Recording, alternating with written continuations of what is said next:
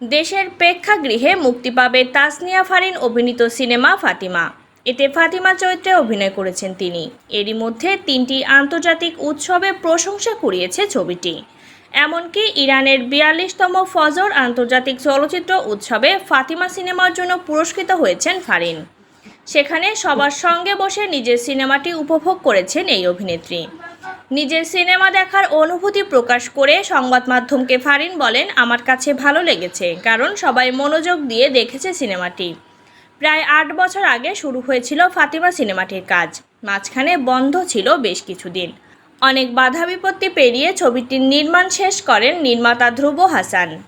মাঝখানে বিরতি পড়ায় এই সিনেমার অভিনয়ের ধারাবাহিকতা বজায় রাখতে কিছুটা বেগ পোহাতে হয়েছে ফারিনকে, কেননা 8 বছর আগে তিনি এখনকার মতো অভিনয়ে দক্ষ ছিলেন না বলে জানিয়েছেন। ফারিন বলেন, 2017 সালে আমি শ্যুট করেছিলাম, তারপর জিনিসটা বন্ধ হয়ে যায়। এতে পুরো জিনিসটাই মাথা থেকে বেরিয়ে গিয়েছিল, কিন্তু 2023 সালে আবার অন্যভাবে গল্পটা সাজানো হয়। অতীতের সঙ্গে মিল রেখে কিছু সিকোয়েন্স ছিল। 2017 সালের লুকে 2023 সালে শ্যুট করতে হয়েছে আমাকে, এটাই ছিল চ্যালেঞ্জ। অতীত আঁকড়ে ধরতে পছন্দ করেন না ফারিন, তাই বললেন, আমার কাছে সাকসেসের সংজ্ঞাটা ভিন্ন। আমি কাজের প্রক্রিয়াটা উপভোগ করি, যখন যে কাজ করি তখন সেটার ভিতর ডুবে থাকি।